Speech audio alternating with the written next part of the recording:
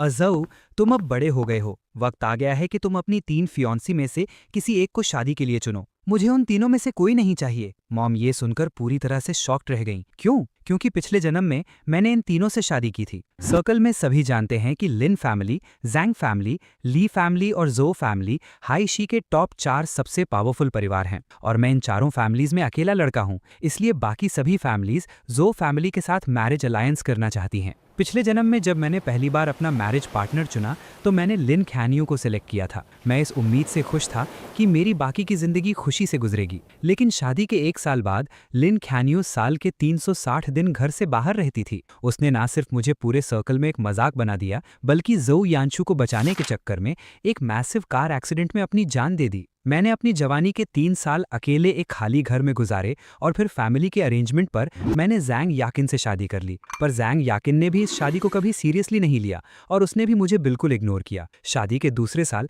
जैंग याकिन ने जोउ यानशू के लिए एक डेडली रेसिंग गेम में अपनी जान गंवा दी और इस वजह से लोग मुझे जिंक्स या मनहूस बुलाने लगे। 30 साल की उम्र में मैंने फिर से ली सिनिंग से शादी की। इस बार हम दोनों ने एक दूसरे की रिस्पेक्ट की और अपनी पूरी जिंदगी आराम से बिताई। लेकिन मरने से ठीक पहले ली सिनिंग ने मेरा हाथ पकड़ा। उसने बस एक आखिरी विश मांगी, अज़ाओ, अगर अगला जन्म हो तो प्लीज मुझे अपना पार्टनर मत चुनना। मैं सिर्फ यानशू के साथ रहना चाहती हूँ। तब जाकर मुझे समझ आया, असल में वो तीनों जोउ यानशू से प्यार करती थीं। इसीलिए मरने से पहले उन तीनों की आखिरी बात एक जैसी थी कि मैं उन्हें अपनी शादी के लिए सिलेक्ट ना करूं। और जोउ यानशू, वो तो बस हमारे फैमिली हाउसकीपर का बेटा था, एकदम ऑर्डिनरी लुक्स और किसी काम का नहीं। मुझे नहीं पता था कि मैं कहाँ हार गया और मुझे ये भी नहीं पता कि वो तीनों जोउ यानशू को इतना पागलपन की हद तक प्यार क्यों करती थीं। ताकि जोउ यानशू को उनकी फैमिलीज टारगेट ना करें, उन्होंने खुशी खुशी मेरे साथ मैरिज अलायंस एक्सेप्ट कर लिया था। मैंने अपनी पूरी जिंदगी उनका जोउ यानशू के लिए ये मरते दम तक चलने वाला प्यार देखा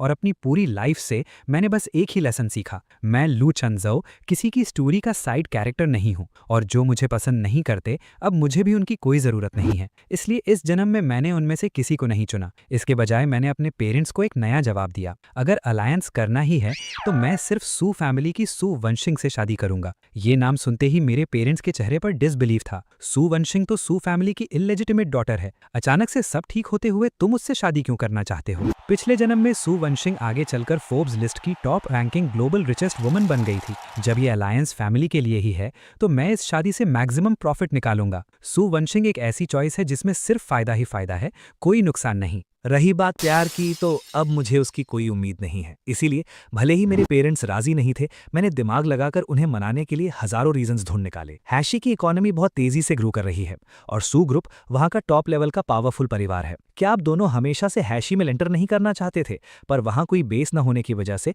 आपको पीछे हटना पड़ा?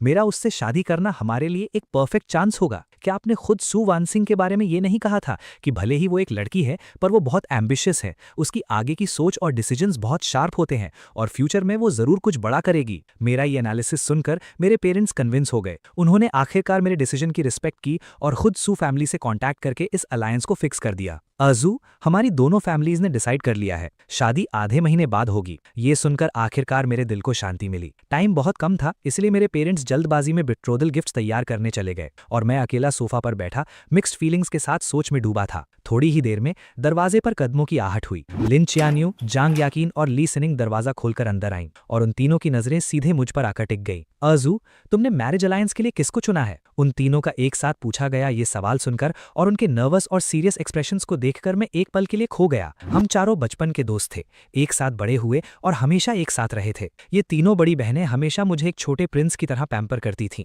मुझे जो चाहिए होता था वो मुझे लाकर देती थीं। जब मैं उदास होता था तो वो बारी बारी मुझे मनाती थीं। कोई मुझे परेशान करता तो वो सबसे आगे आकर मेरे लिए लड़ती थीं। पर अब ऐसा लगता है ये सारा प्यार और पैम्परिंग सिर्फ इसीलिए था क्योंकि वो मुझे अपना छोटा भाई मानती थीं। पिछले जन्म में मुझे लगा था कि उनका इस तरह भागकर आना और बार बार पूछना उनकी एक्साइटमेंट और एक्सपेक्टेशन है, पर अब मुझे समझ आया वो बस ये चाहती थी कि मैं उन्हें सिलेक्ट ना करूं। इसीलिए उनके चेहरों पर ऐसा एक्सप्रेशन था। मेरे दिल में एक अजीब सी चुभन महसूस हुई और मेरी सांस अटकने लगी थी। बहुत देर तक चुप रहने के बाद मैंने अपने इमोशंस को कंट्रोल किया और भारी आवाज में उन्हें जवाब दिया, 15 दिन बाद तुम्हें खुद पता चल जाएगा कि मैंने किसको चुना है। ये देखकर कि मैं सच नहीं बता रहा, वो तीनों बेचैन हो गई और डिटेल में पूछना चाहती थीं, पर इससे पहले कि वो कुछ बोल पाती मेरा फोन रिंग करने लगा। यंग मास्टर, यंशु का रास्ते में एक्सीडेंट हो गया है और वो बुरी तरह से इंजर्ड है। अभी उसको हॉस्पिटल में बचाने की कोशिश की जा रही है, पर हॉस्पिटल में कोई भी वार्ड खाली नहीं है। क्या आप मेरी मदद करके मेरे बेटे को बचा सकते हैं? जू हाउसकीपर की रोती हुई ये आवाज सुनकर लिन चियान्यू ने झट से मेरे हाथ से फोन छीन लिया। उसकी आवाज में भारी टेंशन थी। वो किस हॉस्पिटल में है? फोन के दूसरी तरफ कुछ सेकंड का सन्नाटा छा गया। फिर जू हाउसकीपर ने रोते हुए हॉस्पिटल का नाम बताया। ये छोटी सी बात है, मैं जाकर इसे हैंडल करती हूँ। इतना कहकर वो बिना रुके घूमकर वहां से चली गईं। ये देखकर जांग याकीन और ली सिनिंग दोनों भी बिना संकोच किए उसके पीछे निकल पड़ी। ये हॉस्पिटल जांग फैमिली के नाम पर है। मैं जाकर वहां के डायरेक्टर से बात करती हूँ। अजू, तुम घर पर आराम करो। मैं भी वहां कुछ सीनियर और टॉप लेवल डॉक्टर्स को जानती हूँ, मैं उन्हें कॉन्टैक्ट करती हूँ। अजू, तुम्हें टेंशन लेने की जरूरत नहीं है। उन सब ने मुझे घर पे छोड़ने के एक्सक्यूज मेरे फायदे के लिए बनाए थे, पर सच तो ये था कि वो बस किसी भी तरह जू यानशु से मिलने जाना चाहती थीं। उनका जू यानशु के लिए प्यार इतना क्लियर था, पता नहीं पिछले जन्म में मैं ये सब कैसे नहीं देख पाया। उनको इतनी जल्दी वहां से भागते हुए देखकर मेरे होठों पर खुद का मजाक उड़ाता एक स्माइल आ गया। मैं चुपचाप मुड़ा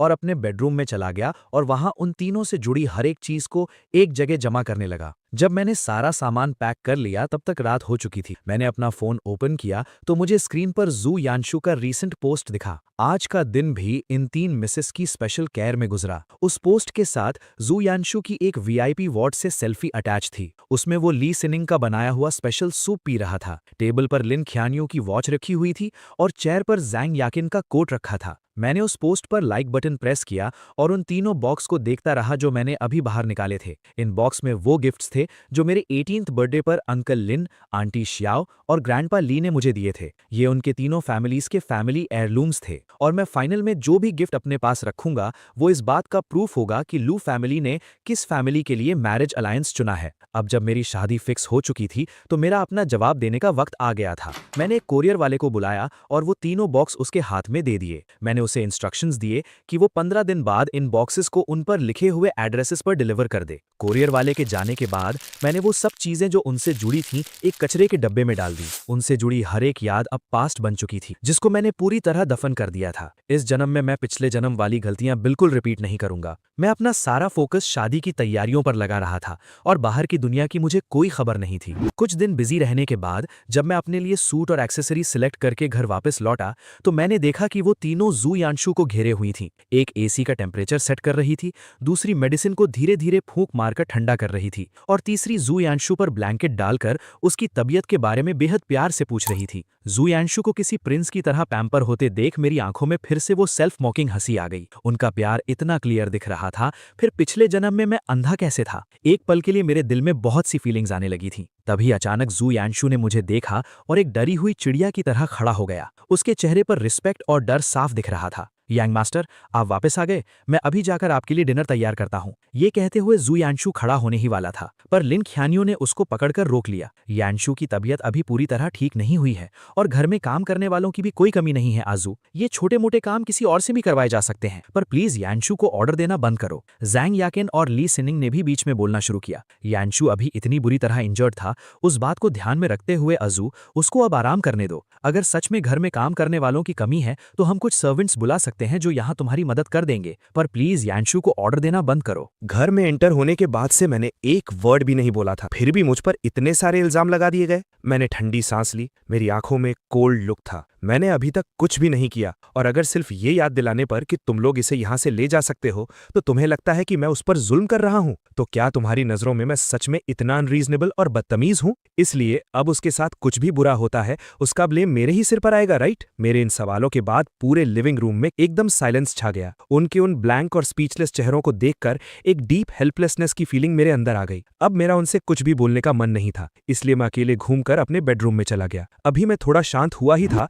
कि जू यानशु मेरे दरवाजे पर एक कप कॉफी लेकर नॉक करने आ गया। उसका चेहरा बिल्कुल डरा हुआ था। सॉरी यंग मास्टर, प्लीज उन 3 मिसेस से गुस्सा मत हुइए। उन्हें मेरी बहुत फिक्र है, इसलिए जल्दबाजी में उन्होंने आपको वो सब बोल दिया। मेरी वजह से आपकी और उनकी लड़ाई हुई है। अगर आपको गुस्सा करना है तो मुझ पर करिए। अपनी पिछली जिंदगी के एक्सपीरियंस से मैं जानता था कि जू यानशु क्या करने की कोशिश कर रहा था। वो अच्छा बनने और बेचारा दिखने की एक्टिंग करके बस प्रॉब्लम क्रिएट करना चाहता था, इसलिए मैंने उसकी बात का कोई जवाब नहीं दिया। कॉफी टेबल पर रखो और मेरे रूम से निकल जाओ। जब जू यानशु अंशु ने मेरी ये फ्रीजिंग कोल आवाज सुनी तो वो और भी ज्यादा इंजर्ड एक्टिंग करने लगा, पर डर की वजह से और कुछ नहीं बोल पाया। उसने जानबूझकर कॉफी स्पिल करने का नाटक किया और वो उबलती हुई कॉफी मेरी बॉडी पर गिर गई। मेरी स्किन जलकर रेड हो गई और ब्लिस्टर्स फॉर्म होने लगे। मेरे मुंह से दर्द भरी आवाज निकली और मैंने गुस्से में जू यांशु को पीछे धक्का दे दिया, जो कि टिश्यू पेपर लेकर साफ करने की नकली कोशिश कर रहा था। मेरे धक्का देते ही जू यांशु ने जानबूझकर खुद को पीछे की तरफ टेबल पर गिरा दिया और उसका सिर जोर से टेबल से टकराया, जिससे उसके माथे से खून निकलने लगा। उस आदमी के चिल्लाने की आवाज पूरे विला में गूंजने लगी। इससे पहले कि मैं समझ पाता कि क्या हो रहा है,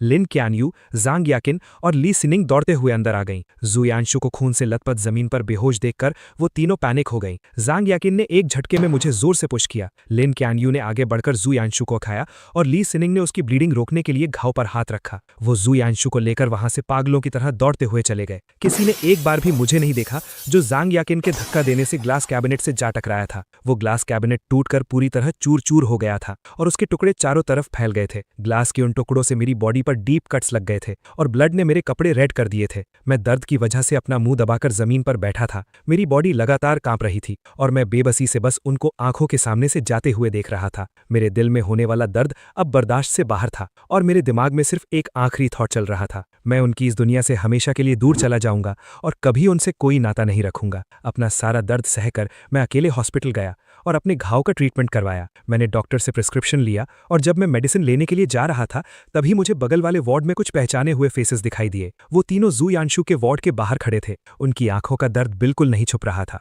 मैंने पहले ही कहा था कि यांशु बहुत सॉफ्ट हार्टेड है। अगर वो लू फैमिली में रहेगा तो उसको सिर्फ दर्द और परेशानी मिलेगी। एक बार जब ये मैरिज अलायंस फिक्स हो जाएगा, चाहे जो भी हो, हमें उसे वहां से निकालना ही होगा। मैं अब उसे और चोट खाते नहीं देख सकती। आजकल हमारे पेरेंट्स को भी पता है कि जिसको हम सच में प्यार करते हैं वो यांशु है, इसलिए हमें उसकी सेफ्टी हर हाल में अश्योर करनी ही होगी। तो इसलिए चाहे आजो जिसको भी चुने, उस इंसान को बिना किसी कंप्लेंट के ये शादी एक्सेप्ट करनी पड़ेगी ताकि हमारी फैमिलीज यांशु को टारगेट न कर सकें। मैं वहां शांति से खड़ा ये सब सुन रहा था और अचानक मेरे दिल में एक भयंकर दर्द उठने लगा। तो आखिर ये रीजन था कि पिछले जन्म में वो मुझसे प्यार ना करने के बावजूद इस शादी के लिए मान गई थीं। उन्हें लगता था कि उन्होंने अपनी खुशी सैक्रिफाइस करके अपने ट्रू लव को बचा लिया, लेकिन जो चीज तबाह हुई वो मेरी पूरी लाइफ थी। मैंने अपना सिर नीचे झुकाया, मैं हंसता गया और हंसते हंसते मेरी आंखों से आंसू निकलने लगे। तुम लोग निश्चिंत रह सकते हो क्योंकि इस बार तुम में से किसी को भी अपना सैक्रिफाइस देने की कोई जरूरत नहीं पड़ेगी। अपने इमोशंस को वापस कंट्रोल करके जब मैं मुड़कर वहां से जाने लगा, अचानक मेरा फोन रिंग करने लगा। मेरे अलार्म की इस आवाज से वार्ड में खड़ी उन तीनों औरतों का ध्यान मेरी तरफ गया। उन्होंने दरवाजा खोला और मुझे वहां देखकर सब हैरान हो गईं। तुम यहाँ क्या कर रहे हो? क्या तुम यांशु से माफी मांगने आए हो? तुम कब से यहाँ हो? क्या तुमने अभी हमारी कोई बात सुनी? तुम्हारी बॉडी पर ये सब इंजरीज कैसे आईं? ये सब कैसे हुआ? एक के बाद एक आने वाले उनके इन ढेरों क्वेश्चंस का मैंने लाइन से जवाब दिया। मेरी बॉडी पर जो ये कट्स और इंजरीज हैं वो इसलिए आए क्योंकि तुम लोग जो यांशु को बचाने के लिए भाग रहे थे तब तुमने मुझे जोर से धक्का दिया था। मैं हॉस्पिटल सिर्फ अपने घाव का ट्रीटमेंट कराने आया था, तुम्हारे उस झू यांशु को सॉरी बोलने नहीं, क्योंकि उसने सबसे पहले मेरे ऊपर गर्म कॉफी गिराई थी, इसलिए मैंने उसे धक्का दिया। और जहां तक तुम लोगों से मिलने की बात है, ये सब सिर्फ एक एक्सीडेंट था। मेरे मुंह से ये पूरी कहानी सुनकर वो तीनों कुछ सेकंड्स के लिए सुन्न हो गईं। उनकी आंखों में कंफ्यूजन बढ़ता जा रहा था। जब उन्हें याद आया कि आवाज सुनने के बाद क्या क्या हुआ था, यांशु ने जानबूझकर कॉफी नहीं गिराई थी, वो इंजर्ड था और उसके हाथों में ताकत नहीं थी। तुम उस पर गुस्सा मत करो। जब हम अंदर आए तो हर जगह ब्लड देखकर हमें लगा कि शायद उसकी जान को खतरा है, इसलिए हमारे इमोशंस थोड़े आउट ऑफ कंट्रोल हो गए थे।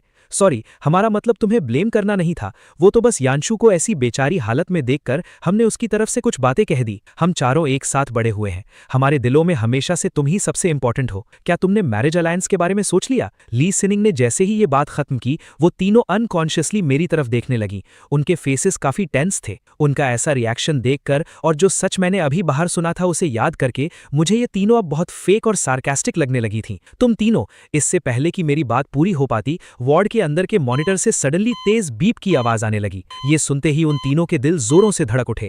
वो तुरंत मुड़ी और भागकर वार्ड के अंदर कंडीशन चेक करने लगी। डॉक्टर्स और नर्सेस का पूरा स्टाफ भी वहां दौड़ता हुआ आया। पेशेंट की सेकंड इंजरी के बाद उनकी किडनी काफी ज्यादा डैमेज हो गई है जो हम डिटेक्ट नहीं कर पाए थे। गलत मेडिसिन के यूज से अब किडनी फेलियर ट्रिगर हो गया है और अब उनकी कंडीशन बेहद क्रिटिकल है। तुम लोग आखिर कर क्या रहे हो? तुम किसी को गलत मेडिसिन कैसे दे सकते हो? यानशु अभी इतना जवान है, अगर तुम्हारी एक गलती की वजह से उसकी पूरी लाइफ बर्बाद हो गई तो क्या तुम उसका अंजाम भुगत पाओगे? मैं तुम्हें हाफ एन आवर दे रही हूँ 100% श्योर इलाज का प्लान लेकर आने के लिए। अगर यानशु को कुछ भी हुआ तो मैं तुम सबको इसकी भारी कीमत चुकाने पर मजबूर कर दूंगी। प्रोफेसर जैंग, आप पूरे देश के नंबर 1 किडनी स्पेशलिस्ट हैं। मैं चाहती हूं कि आप आकर मेरे एक सबसे इंपॉर्टेंट पर्सन की जान बचाइए। आप इस वक्त कहां हैं? मैं अभी अपने सेक्रेटरी को भेजकर आपको रिसीव करवाती हूं। वार्ड में कंप्लीटली डर और केओस का माहौल बन गया था।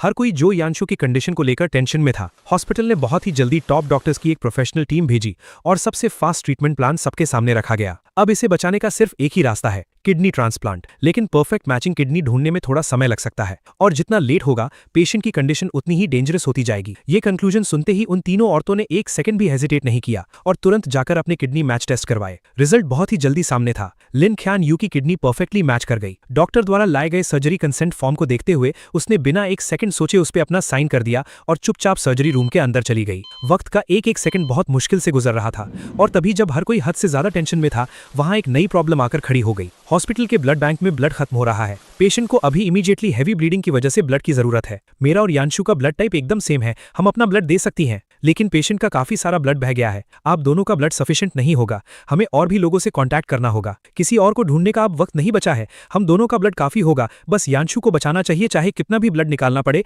हम दे सकती हैं। नर्स उनके जिद के आगे कुछ ना कर सकी, इसलिए उन्होंने उन्हें खून निकालने वाले ट्रांसफ्यूजन रूम में भेज दिया। सर्जरी रूम के बाहर वो रेड लाइट बार बार जल बुझ रही थी और मेरी आंखों को चुंधिया रही थी। जो यानशु की कंडीशन बिगड़ने से लेकर उन लोगों का अपना खून देने तक मैंने आज ये सब कुछ अपनी आंखों के सामने देखा था और अभी मेरा दिमाग पूरी तरह सुन्न पड़ चुका था। पिछले जन्म में जब लिन ख्यान यू और जैंग याकिन की जो यानशु के कारण मौत हुई थी तब मैं वहां मौजूद नहीं था। बाद में मुझे ये सब किसी और से सुनने मिला था। उस वक्त जब मैंने ऐसी सैड न्यूज सुनी, मैं रोते हुए एक सदमे में डूब गया था और इस बात को मैं कंप्लीटली समझ नहीं पाया था कि आखिर क्यों उन्होंने जो यानशु को बचाने के लिए अपनी ही लाइफ सरेंडर कर दी थी। लेकिन आज इस सीन को इन आंखों से देखने के बाद मेरे दिमाग की सारी कंफ्यूजन दूर हो चुकी थी। हाँ, क्योंकि वो तीनों सिर्फ जो यानशु से सच्चा प्यार करती थीं। एक ऐसा दीवानपन जिसके लिए वो सब कुछ सैक्रिफाइस करने को हमेशा रेडी थीं, चाहे बात उनकी शादी की हो या उनकी जिंदगी की। उन्होंने बिना सोचे समझे ये डिसाइड किया। यही रीजन है कि मैं अपनी लाइफ में कभी भी जो यानशु से नहीं जीत पाया।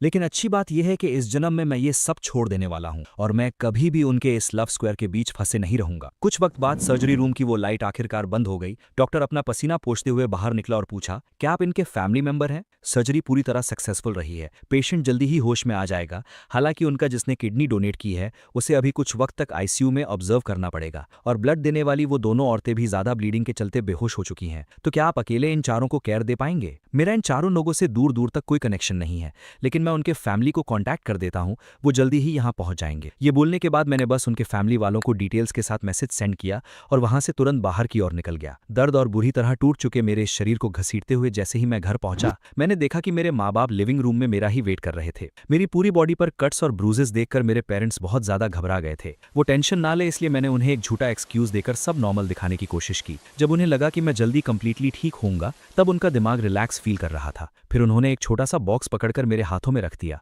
ये बॉक्स सू फैमिली की तरफ से भेजा हुआ मैरिज अलायंस टोकन है, इसे आराम से रख लो। हमने अपनी तरफ से सू वानशिंग को जो गिफ्ट भेजा था वो उसे ऑलरेडी रिसीव हो गया है। अभी अभी अंकल लिन, आंटी जैंग और ग्रैंडपा ली का मुझे फोन आया था मैरिज अलायंस के बारे में पूछने के लिए। उन्होंने जो यानशु के बारे में बात भी की है। उन्होंने कहा है कि उन तीनों ने बस ऐसे ही एक्स्ट्रा दया दिखाई है, पर रियल बात यह है कि वो सिर्फ तुमसे ही शादी करना चाहती हैं। हमें सच में कोई आइडिया नहीं है कि एक्चुअल बात क्या है, इसलिए हम उनको सीधे सीधे जवाब नहीं दे पाए। तो कृपया इस प्रॉब्लम को अपने तरीके से ही सॉल्व करो। तुम अब बड़े हो चुके हो और तुम्हें खुद अपनी रिस्पॉन्सिबिलिटीज पता है, इसलिए तुम्हारे इस मामले में नहीं मैं और न तुम्हारे पिता इंटरफेयर करेंगे। मैं भी नहीं चाहता था कि पेरेंट्स को कोई परेशानी दूं, इसलिए मैंने प्रॉमिस करते हुए कहा कि मैं सब संभाल लूंगा। उसके आने वाले 2 दिनों तक मैंने अपने लोगों की मदद लेकर सू फैमिली और सू वानशिंग की पूरी इन्फॉर्मेशन पता करनी चालू की, ताकि मैं इस रिश्ते से पहले सब ठीक से जान लूं। उनके बारे में प्रॉपर डिटेल जमा करने के बाद मैं सीधा सिटी मॉल गया और सू फैमिली के हर एक मेंबर की चॉइस का ख्याल रखते हुए meet and greet gifts pack किए। पूरा दिन घूमने के बाद मैं गाड़ी को सारे गिफ्ट से लोड कर अपने घर लौटा तो मैंने देखा कि लिन, क्यान यू और बाकी दोनों दरवाजे पर मेरा ही वेट कर रही थी। अपने साथ ही वो लोग ढेरों गिफ्ट्स लेकर आई थी, जिससे पूरे लिविंग रूम की आधी जगह कवर हो चुकी थी। मेरे कंफ्यूज चेहरे को ध्यान में रखते हुए तीनों ने एक दूसरे को देखा। ये तमाम प्रेजेंट्स हमारी फैमिलीज ने रेडी किए थे और हमें स्पेशली बोला था कि हम खुद आकर तुमसे अपोलोजाइज करें। उस दिन जो इंसिडेंट हुआ तुम्हें पता ही है। यानशु पूरी तरह जिंदगी की आखिरी स्टेज पे था। वो सेकंड टाइम सिर्फ और सिर्फ तुम्हारी वजह से हर्ट हुआ था। इस वजह से हमारा दिमाग पूरी तरह होश खो बैठा था और हमने गुस्से में तुम्हें चोट पहुंचा दी। अर्जो, अगर तुम्हारे दिल में हमारे खिलाफ अभी गुस्सा है तो डायरेक्ट अपना फ्रस्ट्रेशन हमारे ऊपर निकाल दो, पर हमारी फैमिलीज के एल्डर्स को परेशान मत करो। नहीं, सारा ब्लेम यानशु पर डालो। चाहे बात जो कुछ भी हो, यानशु सिर्फ एक विक्टिम है। उनकी बातें सुनकर फाइनली मुझे समझ आया कि वो यहाँ किसी अपोलोजाइज करने की इंटेंशन से नहीं, बल्कि अपनी फैमिलीज के प्रेशर की वजह से आई हैं। साथ ही अपने जू यानशु को बचाने के लिए माफी मांगना चाहती हैं। तुम सब अपने गिफ्ट्स को ले जाओ, मुझे ये नहीं चाहिए। वैसे भी इस छोटी और बोरिंग मैटर के लिए मैं जू यानशु से अपना रिवेंज लेने नहीं जा रहा हूँ।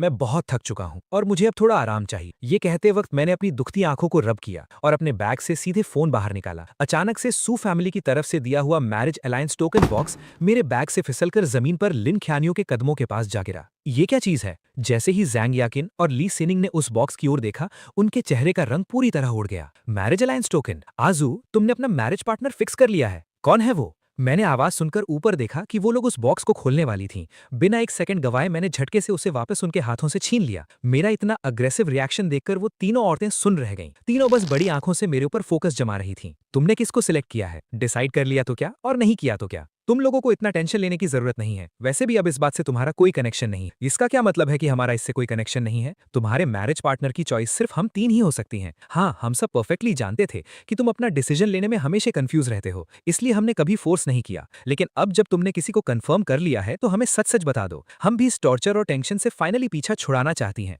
किसी नापसंद इंसान से शादी करने के इस अजाब से। नापसंद इंसान से शादी? जब अभी तक कुछ तय भी नहीं हुआ है तब भी तुम लोगों को ये सिर्फ एक टॉर्चर की फीलिंग देता है। मैंने एक गहरी सांस ली, उस बॉक्स को ओपन किया और सू फैमिली की भेजी हुई लग्जरी शाइनिंग डायमंड वॉच को कंप्लीटली उनके सामने रिवील कर दिया। यही मेरा एक्चुअल आंसर है। क्या इससे तुम्हें सेटिस्फैक्शन मिल चुकी है? इसके लिए तुमने कितने पैसे दिए? हम इसका पूरा फाइन कवर करने के लिए पेमेंट दे देती हैं। इसे हमारी माफी का तोहफा समझ लेना। मैं बस शांत रहकर अपने हाथ में उस शाइनिंग डायमंड को फोकस कर रहा था और मैंने एक वर्ड भी नहीं बोला। लिन ख्यानियू को लगा कि मुझे ये डायमंड वॉच पसंद आई है। उसने खुद आगे बढ़कर वो वॉच मेरे हाथ पर पहना दी और बोली, खूबसूरत है, तुम पर बहुत सूट कर रही है, तुम इसे अपने मेमोरी के तौर पर रख सकते हो। पुनर्जन्म के बाद आज पहली बार मैंने उन तीनों के चेहरों पर सच्ची स्माइल देखी थी और उनकी इस खुशी का रीजन सिर्फ ये था क्योंकि उन्हें लग रहा था कि मैंने अब तक अपना मैरिज अलायंस पार्टनर चुना नहीं है। इसलिए उस खुशी वाले पल में मुझे ये सब बहुत रिडिकुलस लगा। मैं उन्हें असलियत बताने ही वाला था कि अचानक से वहां जू सांशु आ गया और मेरी बात काट दी। वाह, घर में अचानक इतने सारे गिफ्ट्स कैसे आ गए? क्या ये सब यंग मास्टर को दिए गए हैं? जैसे ही उन तीनों ने नोटिस किया कि यानशु वापस आ गया है, उनकी नजरें पूरी तरह से यानशु पर चिपक गईं, जैसे वो अपनी जगह से हिल ही नहीं सकती थीं। उनके होठों पर आई उस खुशी को देखकर मैंने कामली कहा, हाँ, ये सब मुझे दिए गए हैं, पर मुझे इनमें बिल्कुल भी इंटरेस्ट नहीं है, तो अगर तुम्हें चाहिए तो इसे तुम ले लो। ये कहकर मैं आगे बढ़ा और अपने बेडरूम की तरफ चला गया। मैं ले लूं? यंग मास्टर, आप मजाक तो नहीं कर रहे ना? इन मिसेज ने जो गिफ्ट्स आपको दिए हैं उनके लायक मैं कहाँ हूँ? जब आजू ने कह दिया कि ये तुम्हारे हैं तो अब से ये तुम्हारे ही हुए। ये कपड़े और गेम कलेक्शन सब न्यूली लॉन्च्ड लेटेस्ट मॉडल्स हैं। तुम इन्हें पहनोगे तो यकीनन बहुत स्मार्ट लगोगे। कोई चीज तुम्हारे लायक कैसे नहीं हो सकती? चीजों की वैल्यू तभी है जब कोई उन्हें यूज करे। यानशु, खुद को नीचा मत समझो। तुम इस दुनिया की सबसे बेस्ट चीजों के डिजर्व करते हो। जल्दी से इसे ओपन करके देखो, हम तुम्हारे साथ मिलकर सिलेक्ट करेंगे कि तुम पर क्या सूट करता है। यानशु को मनाने की उनकी आवाजें धीरे धीरे गायब हो गईं। दरवाजा बंद होने के बाद पूरा सन्नाटा छा गया। मेरे हाथ पर बंधी उस वॉच का कोल्ड टच मुझे बहुत अजीब लग रहा था, लेकिन मैंने सोचा जब मैं इसे लंबे टाइम तक पहनूंगा तो एक दिन मुझे इसकी आदत पड़ ही जाएगी। सोकर उठने के बाद मुझे चक्कर आ रहे थे। ऐसा लग रहा था जैसे फीवर हो गया हो। पता नहीं लिन शियानियो और बाकी दोनों को ये न्यूज़ कहाँ से मिली, पर वो तुरंत भाग कर आ गईं। मैं 3 दिन तक बीमार रहा और वो रोज मुझे देखने आती थीं। बस लू फैमिली के घर में शिफ्ट होना ही बाकी रह गया था, लेकिन मेरे साथ बिताया गया उनका टाइम ना के बराबर था। मोस्टली वो नीचे वाले फ्लोर पर यानशु के साथ ही टाइम स्पेंड करती थीं। मैं ये सब अपनी आंखों से देख रहा था, लेकिन मैंने उन्हें कभी एक्सपोज नहीं किया। कभी कभी वो ऊपर आकर मुझे भी देख लेती थीं और उन्होंने नोटिस किया कि मेरे रूम से बहुत सी चीजें गायब हो गई हैं। उनके बार बार पूछने पर मैंने बस कुछ रैंडम एक्सक्यूजेस देकर बात टाल दी। मेरे बर्थडे वाले दिन तक मेरी तबीयत भी ऑलमोस्ट ठीक हो चुकी थी। बर्थडे पार्टी शुरू होने से पहले मेरे पेरेंट्स मुझे लेने आए और उन्होंने स्पेशली मुझे बताया, आज सर्कल के सभी इंपॉर्टेंट लोग अटेंड करेंगे। लिन फैमिली, जैंग फैमिली और ली फैमिली भी पक्का तुम्हारा बर्थडे सेलिब्रेट करने आएंगी। मैंने और तुम्हारे डैड ने डिस्कस किया है और हमें लगता है कि आज तुम्हारी मैरिज अनाउंस करने का परफेक्ट दिन है। तुम्हें क्या लगता है? मैं हाँ में सिर हिलाने ही वाला था कि तभी मेरे पीछे से एक ग्लास टूटने की आवाज आई। मैंने मुड़कर देखा तो जाओ शंग का चेहरा एकदम पीला पड़ गया था और वो अपनी जगह पर सुन्न खड़ा था। यंग मास्टर, आप शादी करने वाले हैं? मैंने बस हल्का सा सिर हिला दिया और कोई एक्सप्लेनेशन नहीं दिया। वैसे भी जल्द ही सबको इस मैरिज के बारे में पता चल ही जाएगा। रात के 7 बजे बर्थडे पार्टी ठीक टाइम पर शुरू हो गई। हॉल पूरी तरह से गेस्ट से भरा हुआ था और वहां बहुत रौनक थी। इवनिंग गाउन्स पहने हुए लिन शियानी और बाकी दोनों जैसे ही अंदर आईं, पूरे हॉल की नजरें वहीं पर टिक गईं। मैं सच में लू यंग मास्टर से जेलस हूं। उनके पास इतनी ब्यूटीफुल बचपन की दोस्त है, वो भी 3-3, और वो उनमें से किसी एक को शादी के लिए चूज कर सकते हैं। मेरी लाइफ में ऐसा गुड लक कब आएगा यार? तुम्हारी जेलसी का क्या फायदा? ये तो बचपन से ही तय की गई मैरिज है। वो चाहे जिसे भी चुने, दोनों फैमिलीज का स्टेटस एकदम मैच करता है। वो एक परफेक्ट कपल होंगे। मुझे याद है लू यंग मास्टर की भी शादी की एज हो गई है ना? तुम्हें क्या लगता है, क्या वो डायरेक्टली अपनी मैरिज अनाउंस कर देंगे? मैं ये जानने के लिए बहुत क्यूरियस हूँ। मैं शांति से उनकी सारी गॉसिप सुन रहा था और मेरे फेस पर पानी जैसी खामोशी थी। पर यही सब बातें सुनकर उन तीनों औरतों के दिलों की धड़कनें तेज हो गई थीं। अजो, तुम आज अपनी मैरिज अनाउंस करने वाले हो? तुमने हमें पहले से क्यों नहीं बताया? ये मेरी पर्सनल लाइफ है और तुम्हारा इससे कोई कनेक्शन नहीं है, तो मैं तुम्हें क्यों बताऊं? मैंने बहुत ही कोल्डली उनको जवाब दिया। उनकी आवाज में गुस्सा साफ छलक रहा था। तुम कह रहे हो कि हमारा कोई कनेक्शन नहीं है, तो क्या तुम्हारी शादी में ब्राइड कोई और होने वाली है? अब टाइम आ गया है, प्लीज ये ड्रामा बंद करो और जल्दी से बताओ कि आखिर तुमने किसको सिलेक्ट किया है। उनकी बात खत्म होते ही मेरे पेरेंट्स स्टेज के सेंटर में गए और पूरे क्राउड की तरफ देखकर हल्का सा बाव किया। आज आप सब ने अपने बिजी शेड्यूल से टाइम निकाला और हमारे बेटे की बर्थडे पार्टी में शामिल होने के लिए यहाँ आए। मैं लू फैमिली की तरफ से आप सभी को दिल से थैंक यू कहता हूँ। बर्थडे सेलिब्रेट करने के अलावा आज हम एक और गुड न्यूज अनाउंस करने वाले हैं, और वो न्यूज मेरे बेटे लू चैनचू के मैरिज अलायंस पार्टनर के बारे में है। ये गुड न्यूज सुनते ही पूरे हॉल में एक्साइटमेंट फैल गई। तालियों और चीयर्स की आवाजें रुकने का नाम ही नहीं ले रही थी। सबसे ज्यादा एक्साइटेड तो लिन फैमिली, जैंग फैमिली और ली फैमिली के एल्डर्स थे। वो तुरंत अपनी जगहों से खड़े हो गए और ली सिनिंग, जैंग याकिन और ली चैन यू को अपने पास बुला लिया। ये सीन देखकर उन तीनों के दिल पागलों की तरह धड़कने लगे थे और उनके चेहरे इतने डार्क हो गए थे जैसे लग रहा था कि अभी खून टपक पड़ेगा। मॉम डैड ने मुझे एक इशारा किया, मैं सब समझ गया और चलकर उनके पास जा खड़ा हुआ। मैं अभी वहां खड़ा ही हुआ था कि तभी मेरे पीछे से स्पीकर्स में एक तेज करंट की आवाज आने लगी। मैंने वहां मौजूद सारे गेस्ट के साथ पीछे मुड़कर देखा और बड़ी स्क्रीन पर मुझे एक जाना पहचाना चेहरा नजर आया। वो जू यानशु था, जो बुरी तरह फूट फूट कर रो रहा था। चान्यू, याकिन, सिनिंग, मैं जानता हूं कि मैं सिर्फ एक हाउसकीपर का बेटा हूं। मेरे पास लू यंग मास्टर जैसे अच्छे लुक्स नहीं हैं, ना ही कोई पावरफुल फैमिली बैकग्राउंड है। इसलिए बचपन से ही मैंने अपनी किस्मत को एक्सेप्ट कर लिया था और मैंने कभी किसी ऐसी चीज की उम्मीद नहीं की जो मेरी नहीं थी। लेकिन फिर तुम लोग मेरी दुनिया में आई और तुमने कहा कि तुम मुझसे प्यार करती हो। तब जाकर मेरे दिल में एक उम्मीद जागी थी। मैं अपनी पूरी लाइफ में तुम तीनों को कभी नहीं भूल पाऊंगा। मैं नहीं भूलूंगा कि कैसे तुमने लू यंग मास्टर को कैंपिंग ट्रिप पर अकेला छोड़ दिया था और रात भर ड्राइव करके मुझे नाइटमेयर से कंफर्ट करने वापस आ गई थी। मैं नहीं भूलूंगा कि कैसे मेरे बर्थडे को सेलिब्रेट करने के लिए तुमने बिजनेस ट्रिप का बहाना बनाकर मुझे नॉर्थ पोल ले जाकर वो ब्यूटीफुल नॉर्दर्न लाइट्स दिखाई थी। और मैं ये तो बिल्कुल नहीं भूल सकता कि मुझे बचाने के लिए तुमने अपनी किडनी डोनेट कर दी और बेहोश होने तक अपना खून दिया। जब तक तुम लोग ये वीडियो देखोगी, मैं सू ग्रुप की बिल्डिंग के टेरेस पर खड़ा हूँ। मैं जानता हूँ कि तुम में से किसी एक को लू यंग मास्टर की वाइफ बनना ही पड़ेगा, लेकिन ये सोचकर कि शादी के बाद तुम उनकी वाइफ बन जाओगी और तुम्हें मुझसे सारे रिश्ते तोड़ने पड़ेंगे, मुझे कभी कांटेक्ट नहीं कर पाओगी, मेरा दिल किसी धारदार चाकू से कटने लगता है। मैं जानता हूं कि तुम अपनी मर्जी से ये शादी नहीं कर रही हो। तुम्हारी फैमिलीज ने तुम्हें इस मैरिज लाइफ के लिए फोर्स किया है और मुझे ये भी पता है कि अगर तुम्हें ये डर न होता कि तुम्हारी फैमिलीज मुझे टारगेट करेंगी तो तुम कभी भी लू यंग मास्टर से शादी करने के लिए रेडी नहीं होती। मैं नहीं चाहता कि तुम लोग मेरे लिए खुद को कैद कर लो और अपनी पूरी लाइफ की खुशी सैक्रिफाइस कर दो। इसलिए मैंने डिसाइड किया है कि आज मैं अपनी लाइफ यहीं खत्म कर दूंगा। मेरे मरने के बाद तुम पर कोई रेस्ट्रिक्शन नहीं होगा और तुम आजादी से अपने सच्चे प्यार को पा सकोगी। वो 5 मिनट का लंबा वीडियो अचानक से वहीं रुक गया। पूरे हॉल में शमशान जैसी शांति छा गई थी।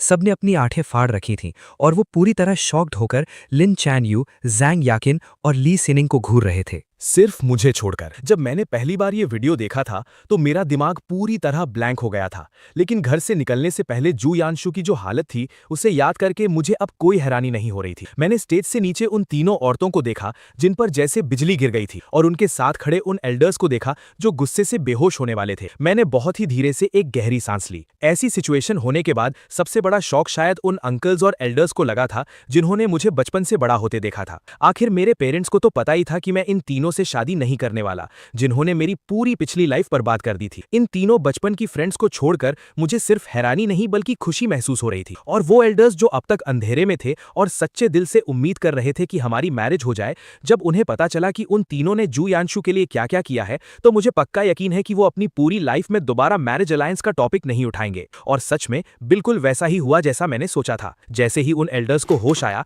उन्होंने तुरंत बॉडीगार्ड्स को बुलाया और उन तीनों को जबरदस्ती पकड़वा लिया, जो पागलों की तरह जू यांशु को ढूंढने भागना चाहती थीं। सबके सामने इतनी बड़ी बेइज्जती होने के बाद वो गुस्से में टेबल्स पीटने लगे। आज आजो का बर्थडे है, तुम लोग यहाँ रुककर उसका बर्थडे सेलिब्रेट करने की बजाय कहाँ भागने की कोशिश कर रही हो? उस हाउसकीपर के बेटे को मैं तुम्हें बता दूं, जब तक हम जिंदा हैं तुम अपनी पूरी लाइफ में उस लड़के से कोई भी कनेक्शन नहीं रख पाओगी। जिस पल उन्होंने सुना कि जू यांशु सुसाइड करने वाला है, उन तीनों औरतों का दिमाग पूरी तरह से कंट्रोल खो चुका था। उनके दिल और दिमाग में सिर्फ उसकी सेफ्टी घूम रही थी। वो चाहती थी कि बस किसी तरह उड़कर उसके पास पहुंच जाएं और उसकी जान बचा लें। इसलिए चाहे चारों तरफ से आती हुई लोगों की इंसल्ट्स और गॉसिप हो, या फिर उनके सामने गुस्से से आग बबूला होते एल्डर्स, या फिर बॉडीगार्ड्स की वो मजबूत दीवार जिसने उन्हें घेर रखा था, उन्होंने किसी भी चीज की परवाह नहीं की। क्या एक बर्थडे किसी की लाइफ से ज्यादा इंपॉर्टेंट हो सकता है? अगर आज तुमने हमें यहां से नहीं जाने दिया और जू यांशु को कुछ भी हो गया, तो हम तीनों अपनी पूरी लाइफ में लू चांचो से शादी नहीं करेंगी। ये धमकी देने के बाद उन्होंने अपने गाउन्स उतारी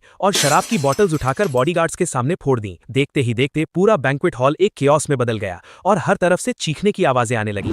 मैं स्टेज पर खड़ा उन तीनों को बॉडीगार्ड्स की उस घेराबंदी को तोड़कर बिना पीछे मुड़े भागते हुए देख रहा था। मेरे चेहरे पर एक सेल्फ मॉकिंग स्माइल आ गई। दूसरा जन्म मिलने के बाद भी उन्होंने जू यांशु के लिए अपना सब कुछ छोड़ दिया। और नीचे खड़े गेस्ट्स ने जब उन्हें भागते हुए देखा तो उन सब की नजरें एक साथ मुझ पर आकर टिक गईं। तीनों बचपन की फ्रेंड्स उसी हाउसकीपर के बेटे से प्यार करती हैं। ओ माय गॉड, लू चांचो की तो पूरी इज्जत ही मिट्टी में मिल गई। आज उसका बर्थडे भी है। अब जब उसकी ब्राइड्स भाग गई हैं और पूरी पार्टी बर्बाद हो चुकी है, तो क्या वो यहीं सबके सामने पागल नहीं हो जाएगा? उन सब की बातों का सामना करते हुए भी मेरे चेहरे पर कोई एक्सप्रेशन नहीं था। मैं बिल्कुल काम था। मैंने अपने पेरेंट्स के कंधों को हल्के से थपथपाया, जो अभी भी सदमे में थे। मैंने माइक अपने हाथ में लिया और पूरे कॉन्फिडेंस से बोला, अभी अभी एक अनएक्सपेक्टेड इंसिडेंट हो गया जिसकी वजह से आप सबको परेशानी हुई। मैं अपने पेरेंट्स की तरफ से आप सभी को सॉरी कहता हूँ। इसके अलावा मैं ये अनाउंस करना चाहता हूँ कि मेरी मैरिज परसों होने वाली है और मेरी मैरिज पार्टनर हाइशी के सू फैमिली की सू वान सिंह है। आप सभी उस दिन हमारी शादी में इन्वाइटेड हैं। मेरे इन थोड़े से शब्दों ने एक बार फिर पूरे हॉल को पूरी तरह से साइलेंट कर दिया था। मुझे इस बात की कोई परवाह नहीं थी कि उनका क्या रिएक्शन होगा। मैंने अपने पेरेंट्स को सपोर्ट दिया और हम होटल से बाहर निकल आए। पूरे रास्ते में कार के अंदर भयंकर सन्नाटा था। बस हमारे सांस लेने की आवाजें साफ सुनाई दे रही थीं। जब हम कार से उतरने वाले थे, तब पेरेंट्स ने गहरी सांस ली और मुझे बहुत ही प्यार और तरस भरी नजरों से देखा। अजो, क्या तुम्हें पहले से पता था कि वो तीनों जो यंशु को पसंद करती हैं? क्या इसीलिए तुम इस मैरिज अलायंस को कैंसिल करने पर अड़े हुए थे और उस सू फैमिली की इललेजिटिमेट डॉटर से शादी करना चाहते थे? हाँ, जबरदस्ती का रिश्ता कभी खुशी नहीं देता। माना कि मेरे और सू वान सिंह के बीच कोई गहरी फीलिंग्स नहीं है, लेकिन उसका पूरा फोकस अपने करियर पर है,